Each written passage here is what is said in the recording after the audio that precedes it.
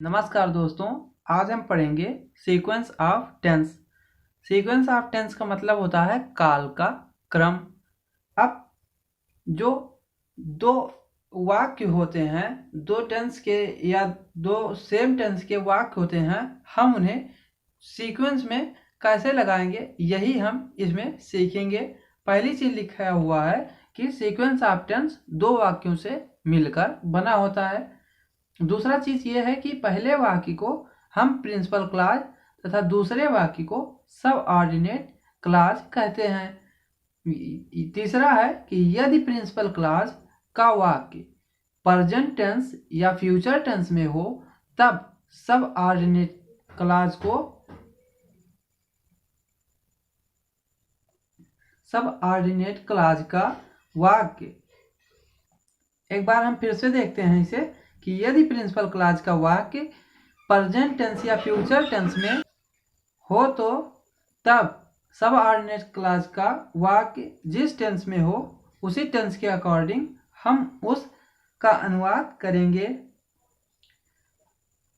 Example है कि वह जानता है कि आमिर एक समझदार लड़का है। अब यहाँ पर वह जानता है ये चीज प्रिंसिपल क्लॉज में आएगी और जो आमिर एक लड़का है ये हमारा सब ऑर्डिनेट क्लॉज में आएगा।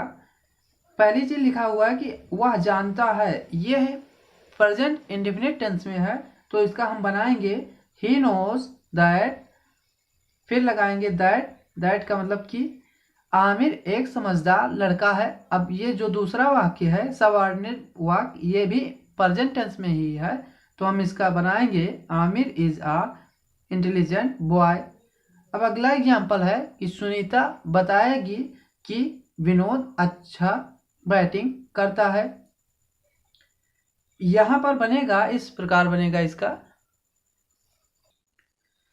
Sunita will tell that Vinod does good batting. इस प्रकार यह दूसरा वाक्य का एग्जाम्पल है। अब तीसरा एग्जाम्पल यह है कि वह कहेगा कि उसके पिताजी बीमार हैं। इसे आप इस तरीके से बनाइए कि he say that his father is not at the house. वह कहेगा कि उसके पिता घर पर नहीं हैं। अगला एग्जाम्पल कि मैं जानता हूं कि तुम्हारी माँ यहाँ आई थी। अब आप लोग एक बार बना लीजिए, उसके बाद पॉज कर फिर हम बनाते हैं। चलिए, आशा है कि आप लोगों ने पॉज किया होगा और इसे बनाया होगा। इसका बनेगा कि आई नो दैट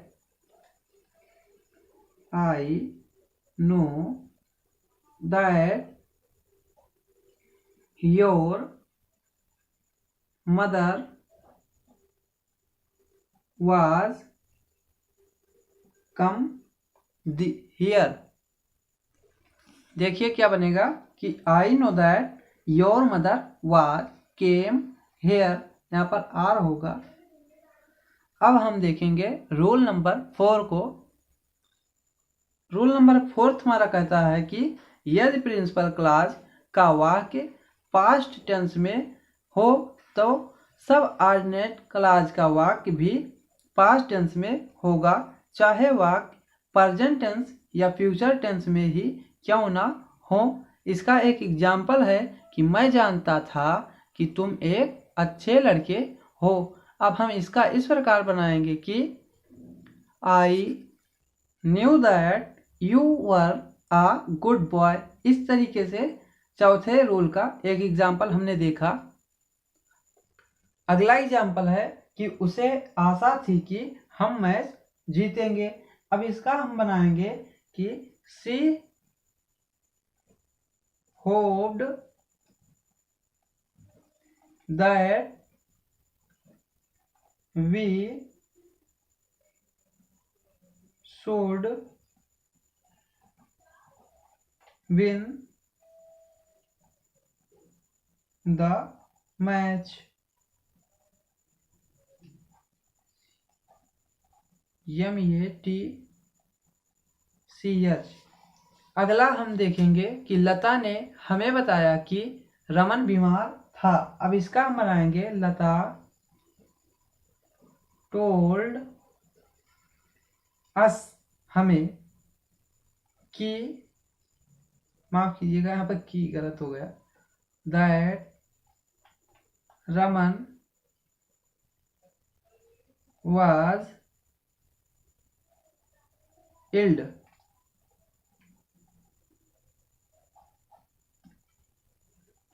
क्या होगा? लता told us that Raman was ill. अगला एग्जाम्पल है कि मैंने सोचा कि बच्चे कमरे में नहीं हैं। इसका इस प्रकार बनेगा कि I thought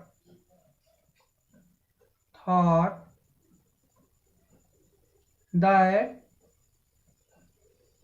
children were not in the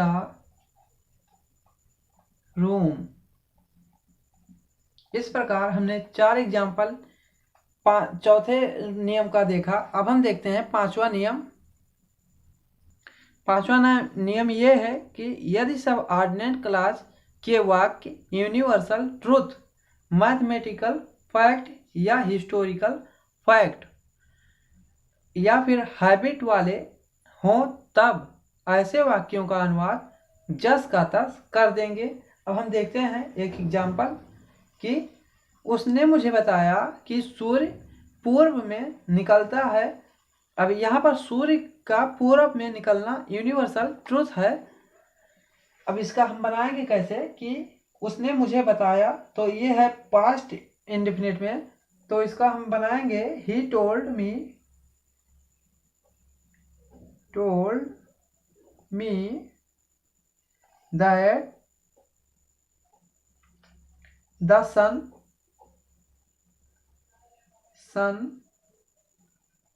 rises in the east।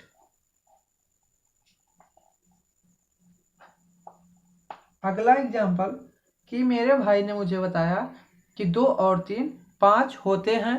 अब इसका ये भी एक मैथमेटिकल फैक्ट है कि इससे ज़्यादा या इससे कम नहीं हो सकते। तो इसका हम बनाएंगे कि my brother told me that 2 and 3 make 5। अब अगला एग्जाम्पल हम देखेंगे कि मेरी माँ ने बताया कि कुत्ते अजनबियों पर भौंकते हैं। अब यहाँ पर कुत्तों का अजनबियों पर भौंकना एक स्वाभाविक सी प्राकृतिक बात है, इसीलिए हम इसे इस प्रकार बनाएंगे कि my mother told me that dogs bark at stranger. इस प्रकार ये एक छोटा सा टॉपिक खत्म हुआ। आगे हम पढ़ेंगे, अगले वीडियो में हम पढ़ेंगे कंजक्शन, और कंजक्शन में लगभग एक बड़ा टॉपिक होगा, तो इसे हम और अच्छी तरीके से पढ़ेंगे ताकि हमारा जब हम सिंथेसिस बनाएं तब हमें कोई भी दिक्कत ना हो। अगर आपको ये वीडियो पसंद आया हो तो इसे लाइक करें, हमारे चैनल को सब्सक्राइब करें और शेयर करना ना भूलें। धन्यवाद।